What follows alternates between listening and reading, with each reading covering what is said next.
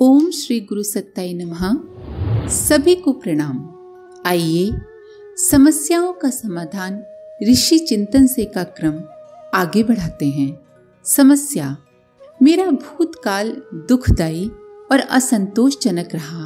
अब होश आया है तो ऐसा नहीं लगता कि जो बचा हुआ समय है उसमें कुछ विशेष किया जा सकेगा। बस यही सोच सोचकर मन दुखी होता रहता है। समाधान: जो बीत गया वो यदि पीड़ा, दुख देने वाला और असंतोषजनक रहा हो तो भी इतनी गुंजाइश अभी बाकी है कि जो हाथ में बचा है उसको संभाला जाए और उसका बेहतरीन उपयोग किया जाए, जिससे पिछले बिगाड़ का भी सुधार हो जाए। गिनती गिनना भूल जाने पर दोबारा नए सिरे से गिनने में भला कैसा संकोच। नए सिरे से अपनाई गई अच्छाई इतनी शानदार होती है कि इसके उभार से पहले बरती गई गलतियां, लापरवाहियों को दबाया दबोचा जा सकता है। जो खाई पिछले दिनों खोदी गई थी उसको भरने की कोशिश नए सिरे से चल पड़े तो ऐसी जमीन तैयार हो सकती है जिस पर नया भवन खड़ा किया जा सके और नई फसल उगाई जा सके। हृदय में उठने वाली अच्छी उमंग, नेक उमंग के अनुसार नया जीवन जीने का मन बनने लगे तो रास्ता अपने आप मिलने लगता है और निश्चय पक्का होते ही उसको बदलने में देर नहीं लगती। ऊपर उठने का निश्चय बनने पर खुद ईश्वर अपने लंबे हाथों को पसार कर डूबते को तारने में कोई कसर नहीं छोड़ते। ऊपर उठने वालों को भगवान ने हमेशा ही सहारा दिया है। सोचिए कि कितनी कृपा है कि भले ही देर से आई पर सद्बुद्धि आई तो ये तो बहुत भाग्य की बात है। नहीं तो कुछ लोग तो जीवन यूं ही गंवा देते हैं और मर जाते हैं। अपने जीवन लक्ष्य के प्रति समर्पित, संकल्पित और कटिबद्ध मनुष्य में से किसी को भी बीच धार में डूबना नहीं पड़ा है। महामानव देव मानवों के उदाहरण इतिहास के पन्नों में जहां तहां बिखरे पड़े हैं। ईसा, बुद्ध, विवेकानंद, दयानंद आदि की शुरुआती हालत भला ऐसी कहां थी कि उनसे कोई बहुत बड़ी आशा की जाती, पर जब उन्होंने श्रेष्ठता को अपनाने के लिए कमर कस ली तो ईश्वर ने भी उनकी भरपूर मदद की, उनकी कठिनाइयों को आसान बनाया, उन्हें शक्ति दी, जरूरी सुविधा साधनों को जुटाया और उससे कहीं अधिक आगे पहुंचाया जहां तक पहुंचने की उन्होंने चाह रखी और योजना बनाई थी। समस्या: क्या महत्वाकांक्षी होना अनुचित है? जब महत्वाकांक्षाएं धूल में मिलने लगती हैं तो मन बड़ा तनावग्रस्त हो जाता है। महत्वाकांक्षाओं को सरलता पूर्वक किस प्रकार पूरा किया जा सकता है? समाधान: महत्वाकांक्षी होना प्रगतिशीलता की निशानी है। महत्वाकांक्षा का होना किसी भी प्रकार अनुचित नहीं है, पर वो मात्र संकीर्ण स्वार्थपरता पर ही सीमित नहीं होना चाहिए। मान लीजिए कि आप बहुत पैसा कमाना चाहते हैं तो ये चाह बुरी नहीं है, बशर्ते कि पैसा ईमानदारी और मेहनत से कमाया जाए और साथ ही उस कमाए हुए पैसे को सिर्फ अपने या अपने परिवार के लिए ही नहीं उपयोग किया जाए, बल्कि उसका थोड़ा सा अंश दूसरों की भलाई और सेवा में भी रखा जाए। स्व के साथ पर का भी समन्वय होना चाहिए। महत्वाकांक्षाएं जब समाज कल्याण एवं परोपकार की भावना से प्रेरित होती है तब व्यक्ति के मार्ग में आने वाले अवरोध, क्षोभ, तनाव, खींच जैसा उत्पात पैदा नहीं कर पाते, बल्कि ये अवरोध स्वयं आगे बढ़कर उस व्यक्ति का पथ प्रशस्त करने लगते हैं।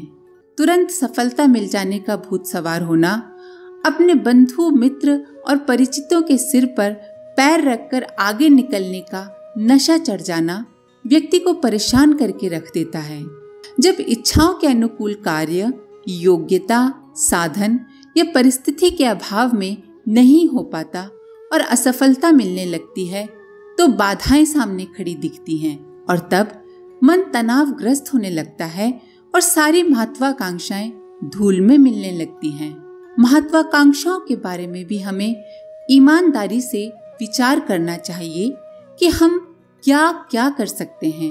अपनी वर्तमान परिस्थितियां, अपने साधन और अपनी योग्यताओं के आधार पर क्या कार्य कितनी मात्रा में किस तरह किया जा सकता है, इस आधार पर किए गए निर्णय प्रायः असफल नहीं रहते और इसीलिए निरर्थक उद्विग्नता का, अवरोधों का सामना नहीं करना पड़ता है। युक्ति युक्त महत्वाकांक्षाओं को सरलता पूर्वक पूरा किया जा सकता है। प्रश्न, उन्नति और प्रगति की आकांक्षा करना, भविष्य के लिए कल्पना करना, योजनाएं बनाना और जो हो गया उसका लेखा जोखा रखना क्या अनुचित है? उत्तर, ऐसा करना तो अत्यंत आवश्यक है। उन्नति और प्रगति की आकांक्षा छोड़ देने पर मनुष्य के जीवन में कोई प्रयोजन ही नहीं रहता और संकल्पों, महत्वाकांक्षाओं से रहित व्यक्ति तो पशु के समान हो जाता है। किंतु दो बातों को हमेशा ध्यान में रखना चाहिए।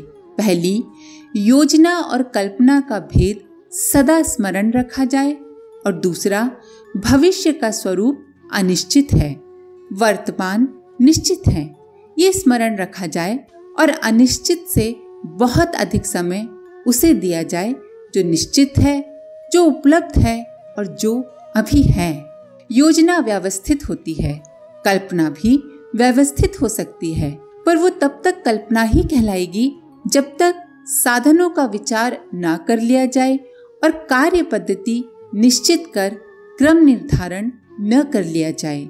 सामान्यतः तो कल्पनाएं अव्यवस्थित ही होती हैं, पर उन्हें व्यवस्थित कर लेने भर से काम चलने वाला नहीं है। योजना की एक विशेषता ये भी है कि उसमें इच्छाओं की परस्पर पूरकता का ध्यान रखा जाता है। अभी पहलवान बनने की योजना बना ली, फिर दूसरे दिन संगीतकार बनने की योजना तैयार होने लगी, उसके अगले दिन दार्शनिक बनने की योजना सामने आ गई, तो इसे योजना नहीं, काल्पनिक उड़ान कहा जाएगा। योजना बनाने पर साधनों, परिस्थितियों का गंभीर विश्लेषण तथा कार्य पद्धति की व्यापक जानकारी आवश्यक होती है। हम जो कुछ करना चाहते हैं वैसा ही अब तक जिन लोगों ने किया है, उन्हें कौन कौन से साधन जुटाने पड़े, किन किन परिस्थितियों से कैसे कैसे मुकाबला करना पड़ा और उन परिस्थितियों से वर्तमान का अंतर कैसा और कितना है, ये सब जानना और समझना होता है। इस सब के बाद निष्ठा, लगन की तीव्रता, तत्परता अपेक्षित होती है। भविष्य के प्रति हताश होने या काल्पनिक उड़ाने भरने के स्थान पर एक सुनिश्चित योजना बनाकर उस पर निरंतर चलते रहना ही सार्थकता और सफलता का मार्ग है और जो बीत गया है उससे सीखकर अपना आज उज्जवल बनाया जा सकता है। प्रश्न, मनुष्य क्या है?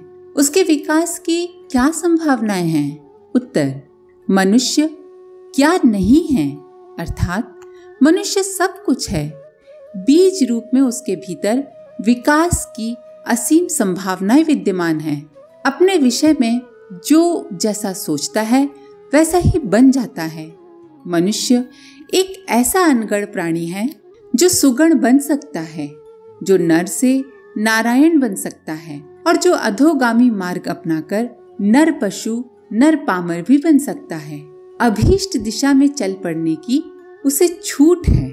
शरीर, मन, अंतःकरण तथा उनसे जुड़ी असामान्य क्षमताएं सदुद्देश्यों से जुड़कर उसके विकास का मार्ग प्रशस्त कर सकती हैं और निकृष्ट दिशा में लगकर पतन पराभव की ओर ढकेल सकती हैं। मनुष्य से बढ़कर इस संसार में और कुछ भी नहीं और मनुष्य का चरम लक्ष्य है देवत्व। यदि मनुष्य अपनी गतिविधियों को उसी दिशा में, देवत्व की दिशा में नियोजित कर सके तो पूर्णता को प्राप्त कर सकना उसके लिए कठिन नहीं है। प्रश्न, मनुष्य जीवन में स्वर्ग का अवतरण किस प्रकार संभव है? उत्तर, स्वर्ग का अर्थ है परिष्कृत, गुणग्राही, अर्थात दूसरों में गुण देखना। तो स्वर्ग का अर्थ है परिष्कृत, गुणग्राही दृष्टिकोण। परिष्कृत दृष्टिकोण होने पर कोई भी अभावग्रस्त और दरिद्र नहीं रह सकता, क्योंकि मनुष्य जीवन अपने आप में इतना पूर्ण है कि उसे संसार की किसी भी संपदा की तुलना में अधिक भारी माना जा सकता है। शरीर यात्रा के अनिवार्य साधन प्रायः हर किसी को मिले होते हैं।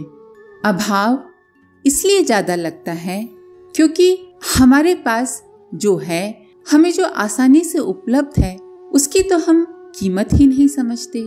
यदि अभावों की, कठिनाइयों की, विरोधियों की लिस्ट फाड़ फेंक दी जाए और उपलब्धियों, सहयोगियों की सूची नए सिरे से बनाई जाए तो प्रतीत होगा कि कायाकल्प जैसी स्थिति उत्पन्न हो गई है। दरिद्रता चली गई है, उसके स्थान पर वैभव आ विराजा है।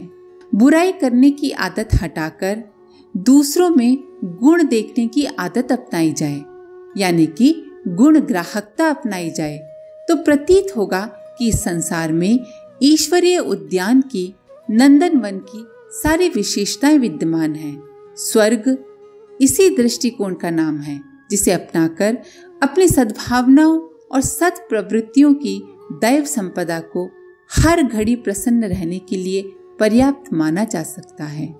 आज के लिए इतना ही। अपने विचार कमेंट बॉक्स में जरूर लिखें। आप सभी का धन्यवाद। ओम शांति।